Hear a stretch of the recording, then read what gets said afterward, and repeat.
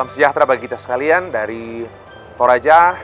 Saya atas nama Badan Pekerja Sinode Gereja Toraja mengucapkan selamat ulang tahun yang ke-55 Persekutuan Wanita Gereja Toraja. 4 Desember 2021 tepat 55 tahun perjalanan pelayanan Persekutuan Wanita Gereja Toraja. Dan kalau melihat sejarah perjalanan pelayanan ke belakang, sungguh luar biasa peran PWGT.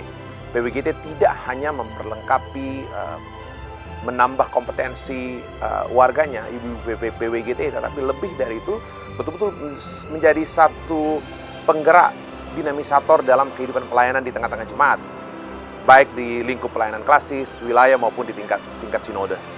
Jadi bukan hanya membentuk diri mereka, warganya, tapi juga menjadi penggerak. Melalui pelayanan RBM, PWGT bisa menjangkau ratusan anak-anak kita yang berkebutuhan khusus. Melalui pelayanan Bintranita, mereka bisa menjangkau ibu-ibu untuk kemudian diperlengkapi. Sudah ribuan ibu-ibu yang dibentuk, diperlengkapi, bisa mandiri.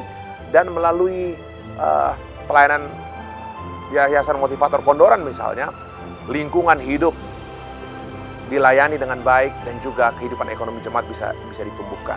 Jadi sekali lagi, kita sungguh bersyukur atas segala penyertaan Tuhan dalam kehidupan pelayanan PWGT sepanjang 55 tahun. Dan untuk itu kami ucapkan selamat untuk terus melanjutkan pelayanan ke depan. Dan di tengah-tengah suasana sukacita Natal ini, atas nama Badan Pekerja Sinode Gereja Toraja, saya juga mengucapkan selamat Hari Natal 25 Desember tahun 2021 dan juga selamat menyongsong tahun baru 1 Januari 2022. Tuhan beserta dengan segenap ibu-ibu Persekutuan Wanita Gereja Toraja, dan Tuhan memberkati bumi dan bangsa kita.